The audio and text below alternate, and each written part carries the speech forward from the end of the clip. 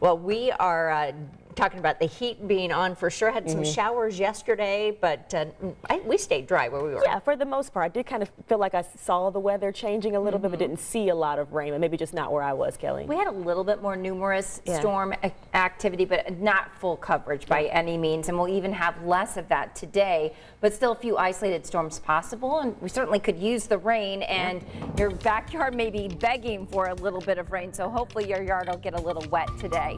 But here's a look at our live Doppler 13 radar. You can see not a lot going on in the Midwest at all, and in yesterday we did record 3,500ths of an inch in Indianapolis, but again, very light areas in most areas yesterday. Here's a look at those temperatures warming up already this morning. Actually, we should say dropping to just 70 right now in Muncie, 60 degrees in Richmond, at 68 in Indy, 66 degrees in Greencastle, and we do have that chance of an isolated shower or thunderstorm today. So just with the heat of the day, we have that rising air. It will give us those cumulus clouds, but really it's going to be the heat that's the main story today. We're going to see those temperatures soaring back into the upper 80s to near 90 degrees and well above the average for this time of year. So high of 90 this afternoon with a breeze out of the east-southeast. That easterly wind will actually help keep that dew point a little bit drier, and then tonight during the overnight we'll fall into the low to mid 60s for that wake up temperature tomorrow morning.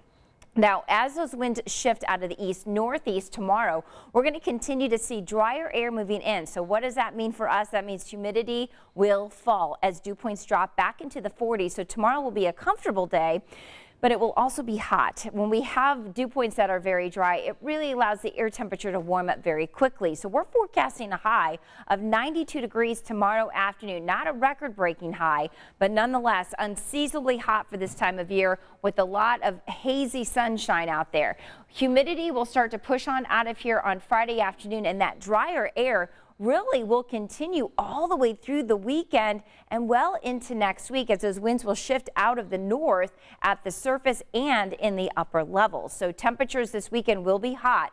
High of 94 degrees on Saturday for Sunday, into the upper 80s, slightly cooler, just a little bit more cloud coverage around on Sunday. Now, we've been watching this forecast for next week with this upper level low. It's going to merge off to the west as we go into Monday, Tuesday, Wednesday. However, likely not quite as far west as we'd hope to allow that cooler air to really move in. However, it's still going to help us a bit as those winds turn out of the north on Tuesday, allowing that cooler air to move in. We'll be a little closer to average, but still above average as we go into next week. Here's a look at your 7-day forecast. We'll see a high of 90 degrees for today. Again, isolated storm chances possible, but then we're in a dry and hot stretch. 92 for Friday, 93 on Saturday.